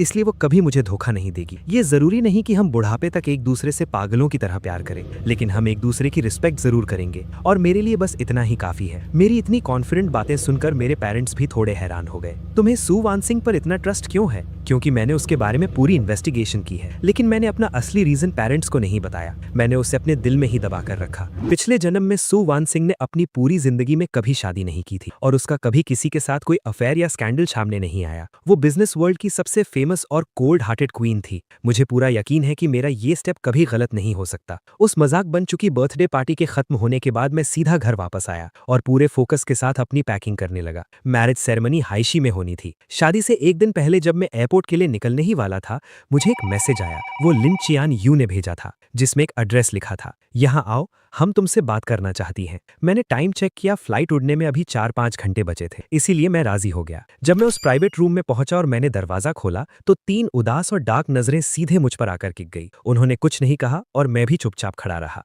कल हमने तुम्हारी बर्थडे पार्टी में जो तमाशा किया उसके लिए हमें माफ कर दो, लेकिन वो किसी की लाइफ और डेथ का मामला था। हम अपनी आंखों के सामने यंशु को मरने नहीं दे सकती थी, इसीलिए हमें तुम्हें हर्ट करना पड़ा। मुझे हर्ट करने वाला काम तुम लोगों ने कोई पहली बार नहीं किया है। मुझे तुम्हारे सॉरी की कोई जरूरत नहीं है और तुम्हें माफी मांगने की भी कोई जरूरत नहीं है। मेरे इस कोल्ड एटीट्यूड ने उन तीनों को और भी ज्यादा अनकंफर्टेबल कर दिया। जो होना था वो हो चुका है। अब तुम्हारे गुस्सा करने या ये सब बोलने से कुछ चेंज नहीं होने वाला। इस वक्त हमारी फैमिलीज के सारे एल्डर्स गुस्से में हैं, लेकिन यंशु बेकसूर है, उसे इस सब में नहीं फंसाना चाहिए। बचपन से ही तुम एल्डर्स के फेवरेट रहे हो। अगर तुम बस एक बार उन्हें मना लो तो उनका गुस्सा पक्का शांत हो जाएगा। बस तुम जाकर उन एल्डर्स को मना लो ताकि वो यंशु को टारगेट ना करे। इस मैरिज अलायंस के लिए तुम हम में से जिसे भी चुनोगे वो पूरी लाइफ तुम्हें दिल से प्यार करेगी। ओके? तो इस बार भी मुझे यहाँ बुलाने का मकसद सिर्फ जू यानशु को प्रोटेक्ट करना था। इसकी कोई ज़रूरत नहीं है। कल तुम्हारे वहाँ से जाने के बाद मैंने सबके सामने अनाउंस कर दिया था। इससे पहले कि मैं अपनी बात पूरी कर पाता, लिन क्यान्यू ने मुझे बीच में ही रोक दिया। अनाउंस कर दिया? तुमने किसको सिलेक्ट किया? मेरी नज़रें उन तीनों के चेहरों पर घूम रही थीं। आखिर में मैंने उन्हें डायरेक्ट आंसर नहीं दिया, बस इतना कहा, उस वक्त तुम तीनों फैमिलीज ने जो मैरिज अलायंस टोकन्स भेजे थे, मैंने वो कुरियर वाले को दे दिए हैं। कल तक वो तुम लोगों को मिल जाएंगे। मेरी ये बात सुनकर उन तीनों को लगा कि शायद मैंने उनमें से 2 टोकन्स वापस कर दिए हैं। वो मुझसे और डिटेल्स पूछना चाहती थी कि आखिर मैंने किसे चुना है। तभी हॉस्पिटल से एक कॉल आ गया। उन्हें बताया गया कि जू यानशु को होश आ गया है और अब वो फिर से टेरेस पर जाने की जिद कर रहा है। ये न्यूज़ सुनते ही उन तीनों के चेहरों का रंग उड़ गया। उन्होंने तुरंत अपने कोट्स उठाए और वहां से जाने लगी। उनकी पीठ को देखते हुए मैंने पहली और आखिरी बार उन्हें आवाज देकर रोका। हमेशा के लिए अलग होने से पहले क्या तुम तीनों एक साथ मुझे हैप्पी मैरिज विश कर सकती हो? पता नहीं क्यों, पर यह बात सुनकर लिन क्यान्यू, जांग याकिन और ली सिनिंग के दिलों में एक बहुत ही अजीब सी बेचैनी होने लगी। तीनों ने अपने होंठ खोले। वो मुझसे ये पूछना चाहती थीं कि मैं उनसे ये क्यों बुलवा रहा हूं, लेकिन कुछ भी बोलने से पहले उन्होंने एक दूसरे को देखा। Happy marriage. उनके बोलते ही हॉस्पिटल से दोबारा कॉल आने लगी। वो एक पल के लिए भी नहीं रुकीं और सीधे वहां से चली गईं। मैंने भी उन्हें रोकने की कोशिश नहीं की। उनकी कार को आंखों से ओझल होते देखकर मैं घर वापस आ गया। मैंने उन तीनों के नंबर्स को हमेशा के लिए डिलीट कर दिया,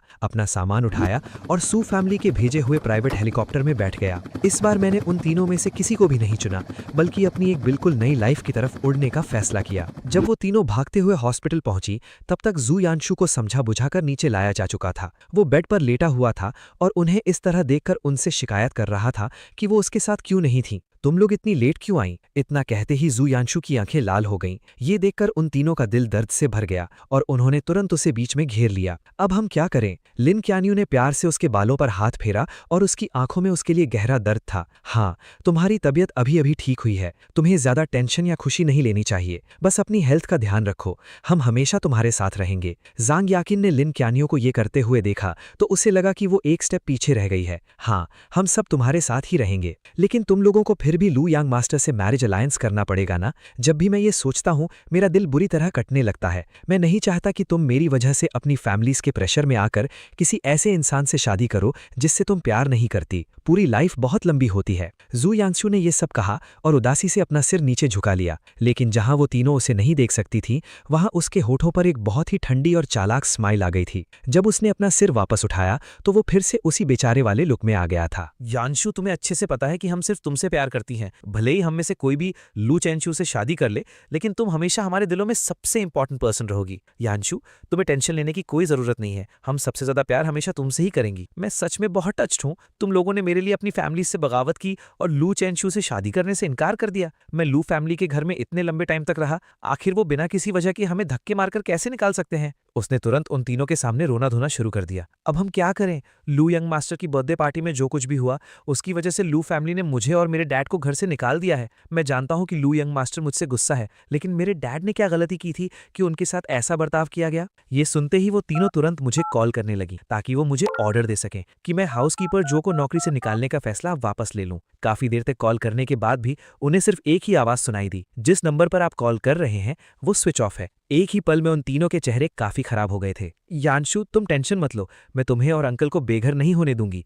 मेरे पास एक खाली विला पड़ा है, तुम और अंकल फिलहाल वहां शिफ्ट हो जाओ। यानशु, मेरे पास भी एक घर है। अपने सामने उन तीनों को आपस में लड़ते हुए देखकर कि वो किसके विला में रहेगा, जो यानशु अंदर ही अंदर हद से ज्यादा खुशी महसूस कर रहा था। शुक्र है तुम तीनों यहाँ हो। जो यानशु और उसके डैड के रहने का अरेंजमेंट करने के बाद वो तीनों अपने अपने घर वापस चली गई। अगली सुबह जब वो हॉस्पिटल जाकर जो यानशु से मिलने की प्लानिंग कर रही थी, तभी उन तीनों को अलग अलग पार्सल मिले। वो मेरी तरफ से वापस भेजे गए उनके मैरिज टोकन्स थे। अजो, ने मुझे सेलेक्ट नहीं किया? मुझे क्यों नहीं चुना? क्या वो मुझे पसंद नहीं करता? बचपन में तो वो हमेशा मेरे पीछे पीछे घूमता रहता था और कितने प्यार से मुझे चियान्यू सिस्टर बुलाता था। वो कहता था कि बड़ा होकर वो मुझसे ही शादी करेगा। क्या उसने ज़ैंग याकिन को चुना है या ली सिनिंग को? यही सेम सीन बाकी दोनों घरों में भी चल रहा था। ज़ैंग याकिन और ली सिनिंग अपने अपने हाथों में टोकन्स पकड़े खड़ी थीं और उन दोनों को अंदर से बहुत अजीब और बुरा फील हो रहा था। मैं लिन चियान्यू से किस बात में कम हूँ? तीनों ने एक ही वक्त पर एक दूसरे के घर जाने का फैसला किया, पर कोई किसी को घर पर नहीं मिला। आखिरकार उन्होंने वीचैट ग्रुप में प्लान बनाया।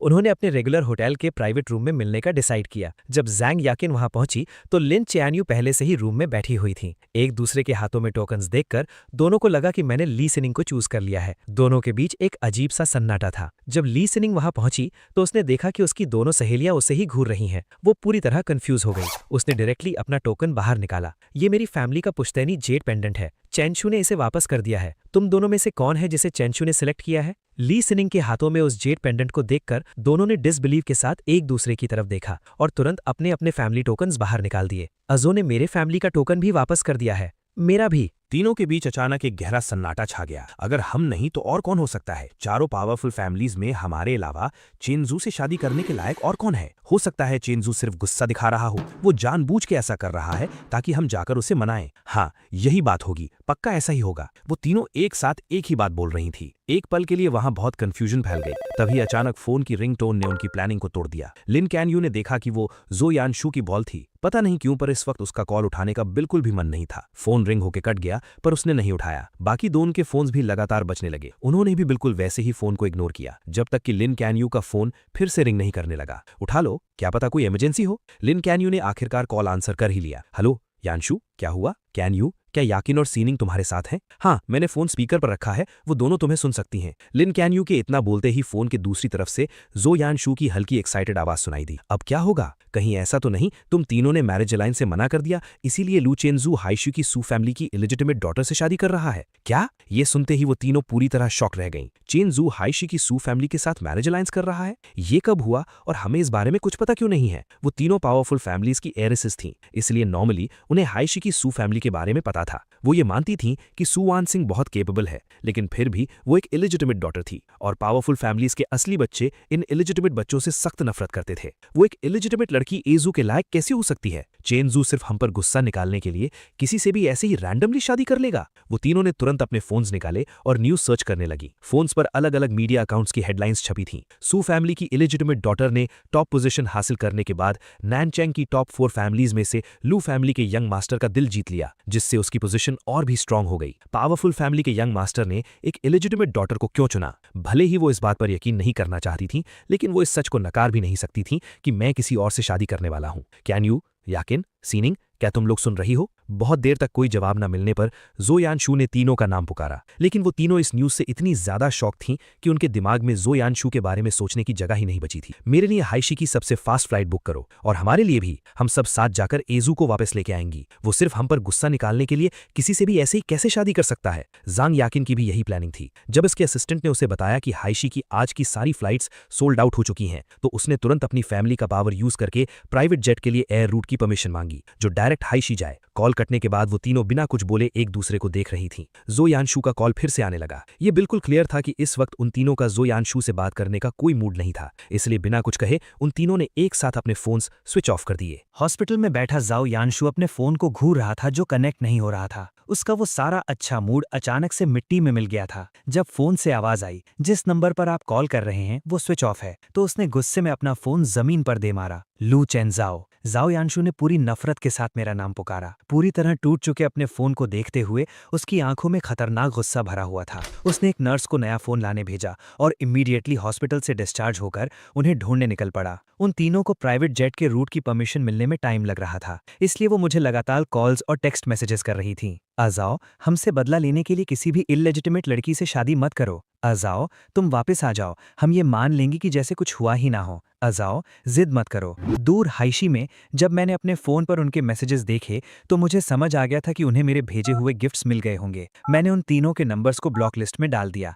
और अपना फोन वापस पॉकेट में रखकर खुद को हल्का सा एडजस्ट किया। मैं अपनी बारात के साथ निकल पड़ा। अपने फोन्स पर ब्लॉक होने की वो बीप टोन सुनने के बाद क्या अब भी उनके लिए कुछ समझना बाकी रह गया था? उन्हें समझ आ गया था कि मैंने उन्हें ब्लॉक कर दिया है, इसलिए वो पागलों की तरह अपने प्राइवेट जेट के प्रोसेस को स्पीड अप करने के लिए ऑर्डर्स देने लगीं। सू वॉन शिंग दरवाजे के अंदर बैठी उस बंद दरवाजे को घूर रही थी, ये सोचकर कि बाहर मैं खड़ा हूँ, वो दूल्हा जिसके उसने हमेशा सपने देखे थे। उसकी खुशी रोके नहीं रुक रही थी। उसने कभी सपने में भी नहीं सोचा था कि उसे उस इंसान से शादी करने का चांस मिलेगा जिसे वो सच्चे दिल से चाहती थी। हालांकि उसे नहीं पता था कि मैंने अपनी तीनों चाइल्डहुड फ्रेंड्स को छोड़कर उसके साथ मैरिज अलायंस क्यों सिलेक्ट किया। शायद भगवान को उसकी इन सालों की मुश्किलों पर तरस आ गया था। लेकिन चाहे जो भी रीजन हो, रिजल्ट पूरी तरह से उसके फेवर में था। रेड एनवेलप्स को पानी की तरह उड़ाने के बाद आखिरकार मेरे सामने का वो दरवाजा खुल ही गया। मैं धीरे धीरे चलते हुए रूम के अंदर गया। सू वॉन शिंग ने खुद को काम दिखाने की कोशिश करते हुए मेरी तरफ देखा और जैसे ही हमारी नजरें मिली हम दोनों एक पल के लिए खो गए।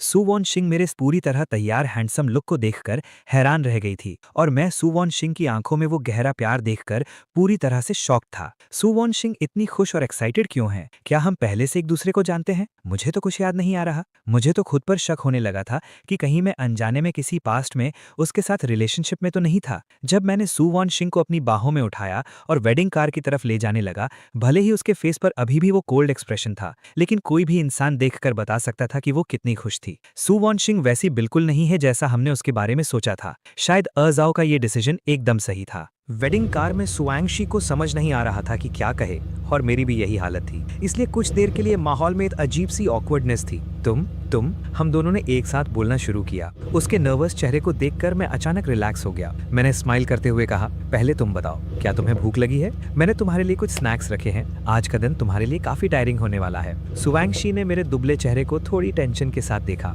थैंक यू, मुझसे इतनी फॉर्मेलिटी करने की जरूरत नहीं है। मेरी तरफ से थैंक यू सुनकर सुआंगशी थोड़ी उदास लग रही थी। अब मुझे सच में अपनी इस वाइफ के बारे में क्यूरियोसिटी होने लगी थी। वो बाहर की दुनिया की र्यूमर से काफी अलग लग रही थी। उसके लाल होते कानों को देखकर मैं फील कर सकता था कि सुआंगशी को इस मैरिज अलायंस से कोई प्रॉब्लम नहीं थी। होटल पहुंचते ही सुआंगशी को स्वीट में भेज दिया गया ताकि वो पूरी शादी की सबसे इंपॉर्टेंट वेडिंग ड्रेस पहन सके। जब सुआंगशी अपनी वेडिंग ड्रेस पहनकर चेंजिंग रूम से बाहर आई तो वहां मौजूद सब लोग उसकी ब्यूटी और उस ड्रेस की चमक देखकर फिर से हैरान रह गए। मैं व्हाइट सूट पहने स्टेज पर खड़ा था और जब सुआंगशी मेरी तरफ चलकर आ रही थी तो मुझे ऐसा लगा जैसे मेरे दिल पर क्यूपिड का तीर लग गया हो। सब कुछ इतना परफेक्ट हो रहा था कि यकीन करना मुश्किल था। मैंने उसका हाथ पकड़ा। मेरे डैड अपनी बहू को देखकर अंदर ही अंदर खुश हो रहे थे कि मेरा डिसीजन बिल्कुल सही था। अब वो और मम आराम से रिलैक्स कर सकते थे। ग्रूम, क्या आप अपनी मैरिज वाउस को हमेशा निभाने का प्रॉमिस करते हैं? चाहे गरीबी हो या अमीरी, बीमारी हो या हेल्थ, खूबसूरती हो या नहीं, सक्सेस हो या फेलियर, क्या आप हमेशा इनसे प्यार करेंगे,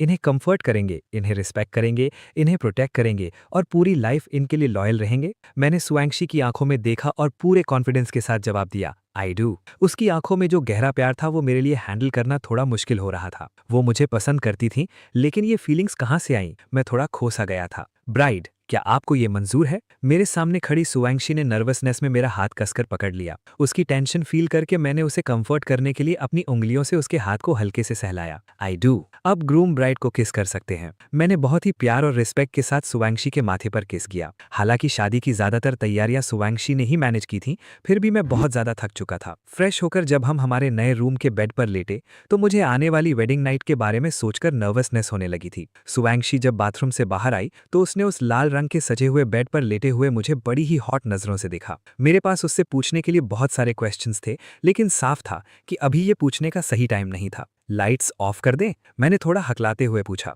सुआंगशी ने बस बेड के पास वाला एक हल्का येलो लैंप ऑन छोड़ दिया और खुद आगे बढ़कर मुझे किस करने लगी। दूसरी तरफ प्राइवेट जेट से वेडिंग वेन्यू पर पहुंचने वाली वो तीनों जब खाली बैंक्वेट हॉल को देखती हैं तो उन्हें समझ आ जाता है कि वो लेट हो चुकी हैं। वो तुरंत अपनी कार लेकर सू फैमिली के घर की तरफ निकल पड़ी। सू फैमिली के घर के बाहर पहुंचते ही उन तीनों को रोक दिया गया। वहां की टाइट सिक्योरिटी की वजह से वो अंदर नहीं जा सकी, इसलिए उन्हें वापस अपनी कार में जाकर चुपचाप वेट करना पड़ा। एक एक मिनट उनके लिए किसी सजा की तरह गुजर रहा था। उन्हें कभी टाइम इतना स्लो नहीं लगा था। जब सुबह हुई तो नौकरों को सामान खरीदने के लिए बाहर आते देख उन्होंने तुरंत उस गाड़ी को रोका और नौकर को डराकर अपने साथ अंदर ले जाने पर मजबूर कर दिया। थोड़ी बहस और जबरदस्ती के बाद वो सर्वेंट उन्हें अंदर ले गया। सू फैमिली के मैंशन में एंटर होते ही वो सीधा मेन बिल्डिंग की तरफ बढ़ने लगी। उस सर्वेंट ने जैसे ही खुद को आजाद पाया, उसने तुरंत सिक्योरिटी को इन्फॉर्म कर दिया। पूरे मैंशन में अलार्म बजने लगा। क्या हुआ? मैंने पूछा। कोई अंदर घुस आया है। तुम सोते रहो, मैं नीचे जाकर देखती हूँ, सू वानशिंग ने कहा। उसके जाने के बाद मुझे भी नींद नहीं आई। जैसे ही मैं नीचे गया मैंने देखा कि सिक्योरिटी ने उन तीनों बिन बुलाए मेहमानों को जमीन पर दबा रखा था। तुम लोग यहाँ क्या कर रही हो? लिन कैन्यू और बाकी दोनों ने जैसे ही मुझे सीढ़ियों से नीचे आते देखा, उन्होंने तुरंत सू वानशिंग से बहस करना बंद कर दी। उनकी नजरें सीधे मेरे गर्दन पर मौजूद उन लव बाइट्स पर गईं और अचानक उन्हें ऐसा दर्द महसूस हुआ जैसे उनकी सांसें रुक गई हों। उन्होंने मुड़कर पूरी खुशी से भरी सू वानशिंग को इस तरह घूरा जैसे वो उसे कच्चा चबा जाना चाहती हों। सू वानशिंग ने उनकी नजरों को पूरी तरह इग्नोर किया और तेज कदमों से मेरे पास आ गई। मैंने उसे इशारा किया कि वो एक्सप्लेन करे कि हॉल में इन तीनों का क्या तमाशा है। इन्होंने किचन स्टाफ को बंधक बनाकर विला में घुसने की कोशिश की, इसलिए इन्हें क्रिमिनल समझकर पकड़ लिया गया। इन्हें छोड़ दो, ये एक तरह से मेरी बड़ी बहनें हैं। बड़ी बहनें। जब उन्होंने सुना कि मैं उन्हें इस तरह इंट्रोड्यूस कर रहा हूं तो लिन कैन्यू और बाकी दोनों अपनी बेइज्जती भूल गईं। उन्हें बस अपने दिल में एक भयंकर दर्द महसूस हो रहा था। आजाद होते ही वो तीनों तुरंत मेरी तरफ बढ़ने लगीं, लेकिन गार्ड्स ने उन्हें फिर रोक दिया। अपने सामने खड़े गार्ड्स को देखकर वो वहीं खड़ी खड़ी मुझसे बोलने लगीं। आज़ाहू, तुम सिर्फ हमसे गुस्सा होकर किसी से भी शादी नहीं कर सकते। हमारे साथ वापस चलो। मुझे कोई प्रॉब्लम नहीं है कि तुम्हारी शादी हो चुकी है, बस वापस लौट आओ। हम ये मान लेंगे कि कुछ नहीं हुआ था। उनकी ये बातें सुनकर सू वानशिंग गुस्से से आग बबूला हो गई। वो कुछ बोलने ही वाली थी कि मैंने हाथ उठाकर उसे रोक दिया। मैंने उसे एक शांत रहने वाला लुक दिया और फिर कुछ दूरी पर खड़ी उन तीनों की तरफ मुड़कर देखा। तुम लोग खुद को बहुत ज्यादा इंपॉर्टेंट समझती हो। मैं तुमसे गुस्सा होकर किसी से भी शादी कर लूंगा। क्या तुम्हें ये मजाक नहीं लगता? रही बात कि तुम्हें प्रॉब्लम है या नहीं, तो क्या तुम्हें लगता है कि मुझे तुम्हारे ओपिनियन की कोई परवाह है? तुम लोग आखिर हो क्या? ये सब बोलने की तुम्हारी हिम्मत कैसे हुई? लगता है मैंने पास्ट में तुम लोगों के साथ बहुत अच्छा बर्ताव किया था, इसीलिए तुम्हें ये गलतफहमी हो गई है। क्या तुम लोग मेरे लायक भी हो? इतना बोलकर मैं सू वांगशेंग के साथ ब्रेकफास्ट करने चला गया। सू वांगशेंग ने जब देखा कि मैंने उन तीनों को कितनी बेदर्दी से जलील किया है तो उसका चेहरा खुशी से चमक उठा। उसने बॉडीगार्ड्स को इशारा किया कि उन्हें धक्के मारकर बाहर निकाल दो। आजो, उनकी आवाज पीछे छूटती गई। खाना खाने के बाद मैं बाहर के काले बादलों को देख रहा था और मुझे हाउसकीपर और सू वांगशेंग की बातें सुनाई दे रही थी कि वो तीनों बाहर दरवाजे पर खड़ी हैं और जाने का नाम नहीं ले रही हैं। उन्हें इग्नोर करो, मैंने सू वांगशेंग को देखते हुए कहा। तुम्हें जानबूझकर मुझे ये सब बताने की जरूरत नहीं है। तुम अच्छे से जानती हो कि मेरा उनके साथ कैसा रिलेशन था। अब जब मैंने तुमसे शादी कर ली है तो इसका मतलब ये है कि मैं अपने पास्ट को पूरी तरह पीछे छोड़ चुका हूँ। मेरी बातों से पकड़ी जाने के बावजूद सू वांगशेंग को बिल्कुल भी ऑकवर्ड फील नहीं हुआ। चलो अब ये बताओ कि तुम पहले से ही मुझे जानने वाली एक्टिंग क्यों कर रही हो? ये सुनकर सू वांगशेंग की स्माइल थोड़ी रुकी और वो थोड़ी ऑकवर्ड हो गई। क्या उसे सच बता देना चाहिए? क्या वो ये बताए कि उसने स्कूल में मेरा आईडी कार्ड उठाया था और उस फोटो को देखकर ही उसे पहली नजर में मुझसे प्यार हो गया था, और बाद में जब उसने मुझे बुलिंग के शिकार एक स्टूडेंट की मदद करते देखा तो वो पूरी तरह मेरी दीवानी हो गई थी? क्या ये सब बताने से वो एक पागल आशिक नहीं लगेगी? सू वांगशेंग ने कुछ देर सोचा और फिर ईमानदारी से सब बता दिया। हाई स्कूल में मैं तुम्हारी ही स्कूल में थी, पर मुझे तुम्हारी कोई याद क्यों नहीं है? उस वक्त मैं सू फैमिली के घर वापस नहीं आई थी। बाद में जब मुझे सू फैमिली में लाया गया तब तक तुम स्कूल छोड़ चुके थे। अच्छा, तो ये बात है। तभी अचानक बादलों के गरजने की तेज आवाज आई। हम दोनों चौंक गए। बाहर तेज बारिश शुरू हो गई थी, लेकिन हमने बिना परवाह किए अपनी बातें जारी रखी। हम दोनों ही एक दूसरे को और अच्छे से समझना चाहते थे। बारिश में भीग रही उन तीनों को जैसे सब भूल चुके थे। वो अभी भी हार न मानते हुए उस तेज बारिश में खड़ी थी। पानी उनके शरीर को भिगो रहा था। बारिश बहुत तेज थी, लेकिन वो उनके दिलों के दर्द को धो नहीं पा रही थी। मैं तो जो यानशु को पसंद करती थी ना, तो फिर अर्जो की शादी होने पर मुझे इतना दर्द क्यों हो रहा है? ली सिनिंग की बात सुनकर बाकी दोनों को समझ नहीं आया कि क्या जवाब दे। दोनों चुप देखकर वो धीरे से बड़बड़ाती रही। क्या तुम्हें लगता है कि अर्जो हमें कभी माफ नहीं करेगा? नहीं, अर्जो हमेशा हमारे लिए सॉफ्ट हार्टेड रहा है। जब उसे पता चलेगा कि हम बारिश में भीग रही हैं, तो वो पक्का बाहर आएगा। वो हमारी सबसे ज्यादा केयर करता है। वो तीनों उस बारिश में खड़ी होकर खुद को झूठी तसल्ली दे रही थी, जब तक कि लिंग ख्यानयू का शरीर हार नहीं मान गया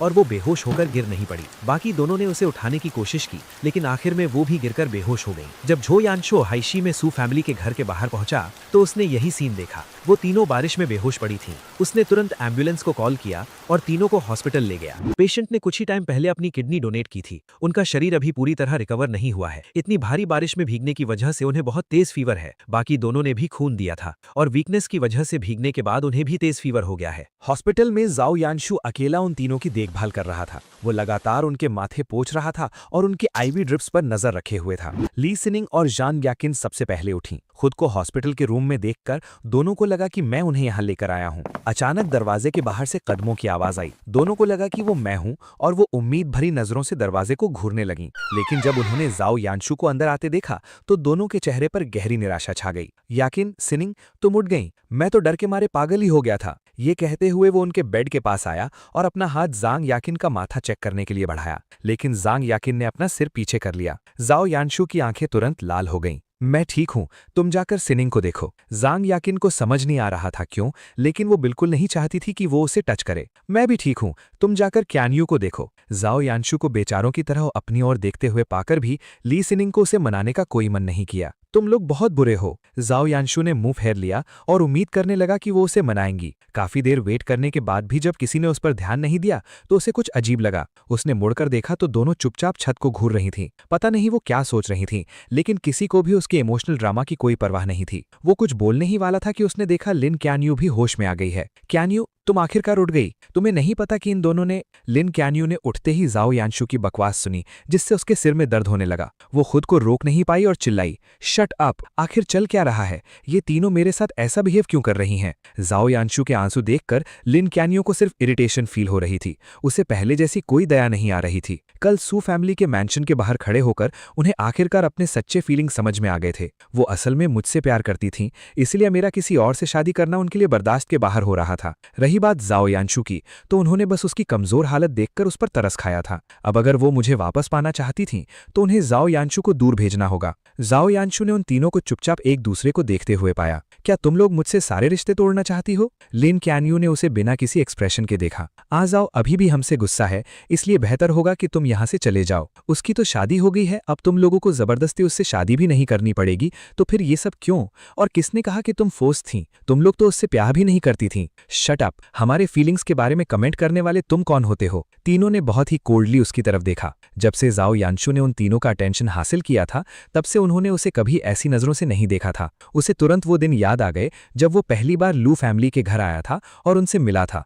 उस वक्त वो उसके लिए ऐसी ही कोल्ड थीं। मेरी इतने सालों की मेहनत, बड़ी मुश्किल से मैंने उनके दिल में लू चंचुए के लिए नफरत पैदा की थी और उन्हें अपने करीब किया था। तो अब सब कुछ पहले जैसा क्यों हो गया? जाओ यानशु इस सच को बर्दाश्त नहीं कर पा रहा था और वो पागलों की तरह चिल्लाया, लू चन चौ की शादी हो चुकी है। तुम लोगों ने मेरे लिए उसकी बर्थडे पार्टी बर्बाद कर दी, उससे शादी करने से मना कर दिया। ये सब कुछ दिन पहले ही तो हुआ है, क्या तुम भूल गई? लू चन चौ को तुम्हारी कोई परवाह नहीं है। अगर उसे सच में तुम्हारी फिक्र होती तो वो तुम्हें ऐसे भारी बारिश में बेहोश होने के लिए नहीं छोड़ देता और एक बार भी बाहर आकर नहीं देखता। Shut up, shut up, shut up! पूरी ताकत लगाकर चिल्लाते हुए जू यानचू को देखकर उनके दिल में उसके लिए जो थोड़ी बहुत दया बची थी वो भी हमेशा के लिए खत्म हो गई। क्या लू चन चौ ने तुमसे कुछ कहा है? शादी के बाद भी वो हमारे बीच आग लगाना चाहता है? वो एक कमीना है। वो जोर जोर से मुझे गालियां देने लगा। उसका ये रूप उसके पहले वाले बेचारे रूप से बिल्कुल अलग था। अगर तुमने एक भी वर्ड और बोला तो मैं प्रॉमिस करती हूं तुम्हें बहुत पछताना पड़ेगा। लिन च्यानियू ने उसे घूरते हुए कहा। जू यानचू को अचानक याद आ गया कि वो तीनों हाइशी की 4 सबसे पावरफुल फैमिलीज की वारिसें हैं। भले ही वो पहले उसे पैम्पर करती थीं और उसके सामने हमेशा स्वीट और पोलाइट रहती थीं, पर इसका मतलब ये नहीं था कि वो असल में वैसी थीं। उसने अपनी आंखों से देखा था कि कैसे उन तीनों ने एक इंसान को, जिसने उन्हें गुस्सा दिलाया था, तड़प तड़प कर पागल बना दिया था। जू यानचू का शरीर सुन पड़ गया और उसकी पीठ पसीने से भीग गई। उसने फिर से अनजान बनने की एक्टिंग करते हुए कहा, तुम लोग अभी अभी उठी हो, इसलिए तुम्हारा दिमाग ठीक नहीं है। मैं तुमसे बहस नहीं करूंगा, मैं डॉक्टर को बुलाकर लाता हूं। इतना बोलकर वो तुरंत रूम से बाहर भाग गया। रूम से बाहर निकलते ही उसका चेहरा गुस्से से बहुत भयानक हो गया था और उसकी आंखों में खतरनाक साया था। लू चन चौ, तुम मर क्यों नहीं जाते? तुम मरते क्यों नहीं? वहां से गुजर रहे डॉक्टर्स और नर्सेज उसके डरावने चेहरे को देखकर चौंक गए, लेकिन उसने तुरंत अपने एक्सप्रेशंस नॉर्मल कर लिए और उनके लिए खाना लाने चला गया। वो अपनी इस लग्जूरियस लाइफ को मेंटेन करना चाहता था और इसके लिए उसे लिन च्यानियू और उन दोनों से चिपक कर रहना ही होगा। हाई क्लास सोसाइटी की ऐश और आराम देखने के बाद वो किसी भी कीमत पर अपनी पुरानी ऑर्डिनरी लाइफ में वापस नहीं जाना चाहता था। जब से मुझे पता चला था कि सू वैनशिंग मुझसे प्यार करती है, मैं उसके प्यार का जवाब देने की पूरी कोशिश कर रहा था। नई शादी होने की वजह से हम सारा दिन एक दूसरे से चिपके रहते थे और हमारा रिश्ता तेजी से गहरा हो रहा था। एक दिन ब्रेकफास्ट के बाद हम एक हॉट स्प्रिंग रिजॉर्ट गए। उस रिजॉर्ट की ब्यूटीफुल सीनरी देखकर मैंने ऐसे ही एक फोटो ली और उसे सोशल मीडिया पर पोस्ट कर दिया। दूसरी तरफ वो तीनों जो अपना फोन चेक कर रही थी, उन्होंने मेरी पोस्ट देखी। फोटो में मेरा हाथ एक गोरे छोटे से हाथ को पकड़े हुए था और हम दोनों बैम्बू फॉरेस्ट में टहल टहल रहे थे। स्क्रीन के जरिए ही कोई भी मेरी खुशी और सुकून को फील कर सकता था। पता लगाओ ये जगह कौन सी है। अपने असिस्टेंट से एड्रेस मिलने के बाद वो तीनों अपनी आईवी ड्रिप्स निकाली, कपड़े चेंज किए और गाड़ी में बैठकर उस हॉट स्प्रिंग रिजॉर्ट की तरफ निकल पड़ी। जब तक वो तीनों हॉट स्प्रिंग रिजॉर्ट पहुंची, कई घंटे बीत चुके थे और मैं सू वैन शिंग के साथ हॉट स्प्रिंग बात खत्म कर चुका था। अब हम खाना खा रहे थे। लूचन चौह, तुम एक नंबर के कमीना हो। तुमने कहा था कि तुम मुझे रिलैक्स करने लाए हो, लेकिन असल में तुमने। सू वैनशिंग आगे कुछ बोल नहीं पाई। हॉट स्प्रिंग के अंदर मेरी हरकतों को याद करके उसका चेहरा शर्म से लाल हो गया। वाइफी, मुझे अपनी गलती का गहरा एहसास हो गया है। अब गुस्सा मत हो, कुछ खा लो, तुम बहुत थक गई होगी। गुस्से में फूली हुई सू वैंग शेंग ने मेरे हाथ से स्टेक का एक बड़ा टुकड़ा खा लिया, जैसे वो अपनी सारी भड़ास निकाल रही हो। वो मुझे बहुत ही गुस्से से घूरते हुए अपना खाना चबा रही थी, लेकिन जो उसे लग रहा था कि एक डरावना लुक है,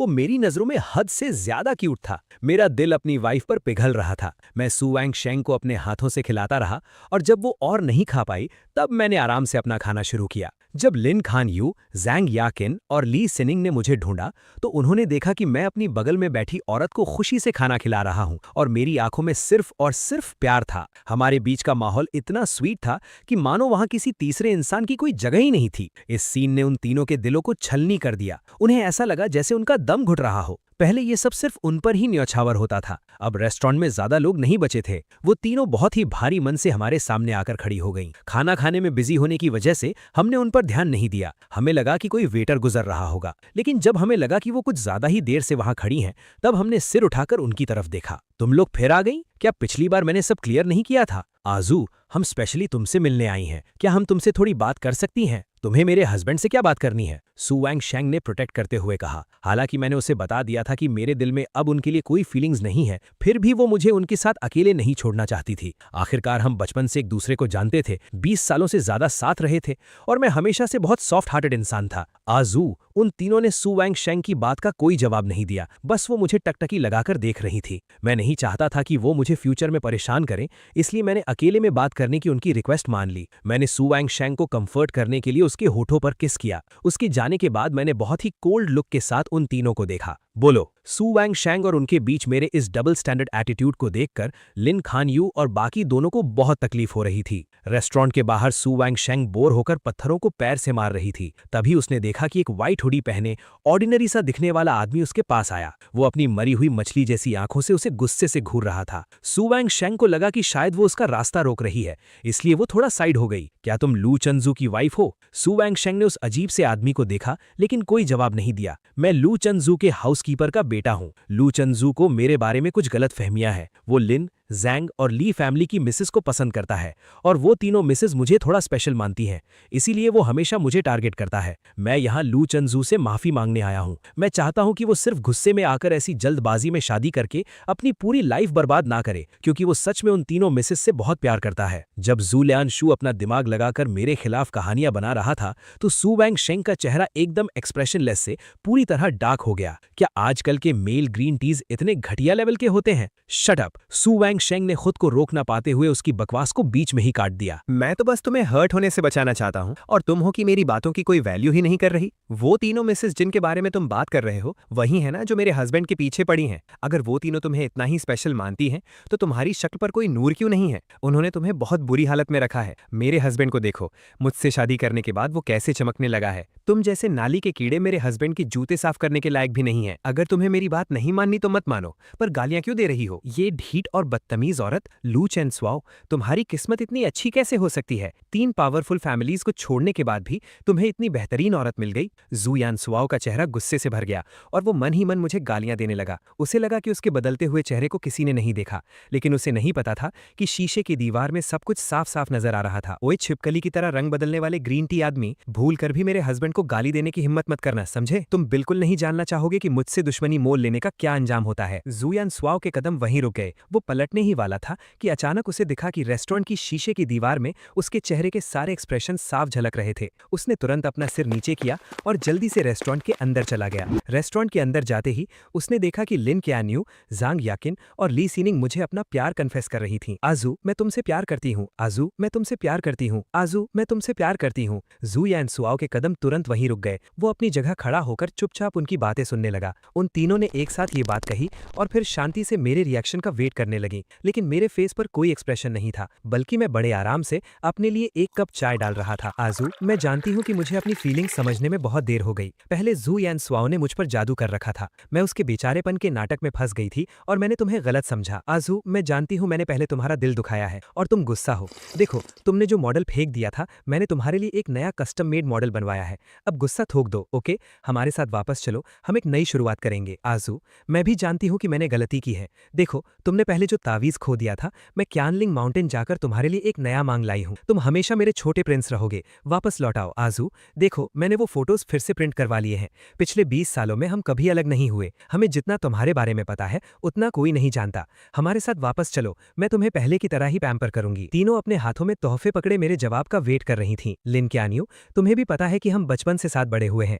मुझे तो लगा था कि जू यान सॉ तुम्हारे साथ बड़ा हुआ है। इतने सालों के रिश्ते के बावजूद तुमने उसके 2-4 शब्दों पर यकीन करके मुझे गलत समझ लिया। क्या तुम्हें ये मजाक नहीं लगता? जांग याकिन, तुम्हें ये सब बोलते हुए शर्म नहीं आती? जब हम चारों कैंपिंग के लिए गए थे, तुम उन दोनों को लेकर रात भर ड्राइव करके वापस आ गई थी और मुझे उस कैंप साइट पर अकेला छोड़ दिया था। तुम्हें कोई परवाह नहीं थी कि मुझे डर लग रहा है या नहीं। यहाँ तक कि तुम मेरी गाड़ी भी ले गई थी। क्या यही है तुम्हारा छोटा प्रिंस? और तुम ली सिनिंग, क्या तुम्हें याद है जब तुमने झो यानशु के लिए मुझे धक्का दिया था, जिसकी वजह से मुझे इतनी चोटें आई थीं? मुझे सच में बहुत अफसोस होता है कि मैं इतने सालों तक तुम लोगों को जानता था। मैंने फोटो फ्रेम में से वो फोटो निकाली और उसे बुरी तरह फाड़ दिया। उनके सिर झुके हुए चेहरों को देखकर मैंने बहुत ही कोल्ड टोन में कहा, लिन चिन्यू, झांग याकिन, ली सिनिंग, तुम्हारे लिए सबसे बड़ी माफी यही होगी कि तुम अपनी पूरी लाइफ में दोबारा मेरे सामने मत आना, क्योंकि तुम्हें देखने से ही मुझे मनहूसियत फील होती है। तुमने मुझे सिर्फ बुरी यादें दी हैं। जैसे कुछ दिन पहले तुमने मेरी बर्थडे पार्टी बर्बाद कर दी थी और पूरे नानचिन के हाई क्लास सर्कल में मेरी इज्जत मिट्टी में मिला दी थी। इसलिए फ्यूचर में कभी भी मुझे अपनी शक्ल मत दिखाना। अगर तुमने मुझे फिर से परेशान करने की कोशिश की तो मैं किसी पास्ट रिलेशन का लिहाज नहीं करूंगा। तुम लोगों को बस इस बात की चिढ़ है कि मैं, जो हमेशा तुम्हारे पीछे पीछे घूमता था, अब तुम्हारे पीछे नहीं हूं। इतना कहकर मैं बिना पीछे मुड़े रेस्टोरेंट से बाहर निकल गया। दरवाजे से गुजरते वक्त मैंने वहां खड़े झो यानशु को देखा और मेरे चेहरे पर एक कंटेम्प्ट वाली स्माइल आ गई। फिर से वही घमंड भरा लुक। वो मुझे ऐसे देख रहा है जैसे मैं कोई जोकर हूं। लूचन झो, क्या हुआ अगर तुम एक अमीर घर में पैदा हो गए? इसमें कौन सी बड़ी बात है? मेरा वजूद हमेशा उसे यही याद दिलाता था कि जो कुछ उसे बड़ी मुश्किल से मिला था वो सब मेरे पास जन्म से ही था। वो मुझसे नफरत करता था और मेरी वो सारी बातें सुनने के बाद वो तीनों वहीं बुत बनकर खड़ी थीं, जमीन पर फटी हुई फोटो को घूर रही थी। किसी ने एक शब्द भी नहीं कहा। मेरे वो शब्द किसी तेज चाकू की तरह सीधे उनके दिलों में घुस गए थे। उन तीनों को अंदर ही अंदर बहुत भयंकर दर्द महसूस हो रहा था। तीनों अपनी जगह से हिली तक नहीं, बस चुपचाप सिर झुकाए रोती रहीं। आजू, मैं हार नहीं मानूंगी। मैं तुम्हारी माफी पाने की पूरी कोशिश करूंगी। मुझे यकीन नहीं होता कि हमारे इतने सालों का साथ वो इतनी जल्दी भूल सकता है। आजू पक्का बहुत ज्यादा हर्ट है, इसीलिए उसने इतनी चुभने वाली बातें कही हैं।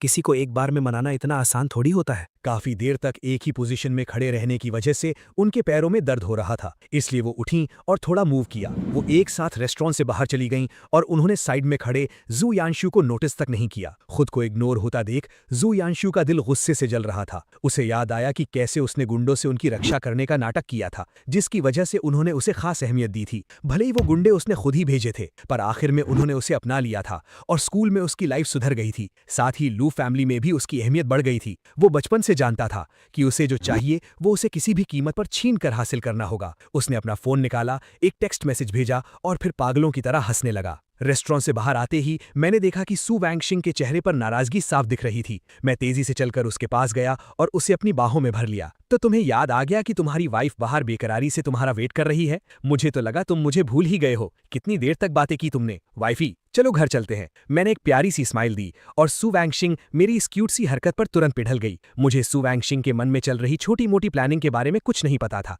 मैंने उसकी कमर पर हाथ रखा और हम खुशी खुशी अपनी कार की तरफ बढ़ गए। यकिन, सिनिंग, मैं तुम्हारे लिए डिनर लाया हूं, देखो तुम्हें पसंद आता है या नहीं। उसकी उस एनर्जेटिक आवाज का उन तीनों पर कोई असर नहीं हुआ। उन्होंने कोई रिएक्शन नहीं दिया। जू यानशु एक पल के लिए जम सा गया, लेकिन उसने जाहिर नहीं होने दिया। किसी के जवाब ना देने पर भी वो चुपचाप टेबल पर खाना लगाता रहा। फिर वो एक एक करके सबको खाने के लिए बुलाने लगा। पूरे दिन से भूखी होने की वजह से वो तीनों आखिरकार बेड से उठीं और खाना खाने बैठ गईं। जू यानशु किसी सर्वेंट की तरह उन्हें खाना परोस रहा था। अगर इस वक्त आज जू हमारा ऐसे ही ख्याल रख रहा होता तो कितना अच्छा होता। जब जू यानशु का काम खत्म हो गया तो उन्होंने कहा, पिछले कुछ टाइम से तुमने हमारे लिए बहुत परेशानियां उठाई हैं। तुम्हें जो भी चाहिए तुम मांग सकते हो, हम तुम्हारी हर डिमांड पूरी करेंगी। तो इन्होंने सच में मुझसे सारे रिश्ते तोड़ने का फैसला कर लिया है? ठीक है, फिर मुझे बेरहम होने के लिए ब्लेम मत करना। जू यानशु का दिल नफरत और गुस्से से भरा हुआ था, लेकिन बाहर से वो अभी भी उसी बेचारे रूप में एक्टिंग कर रहा था।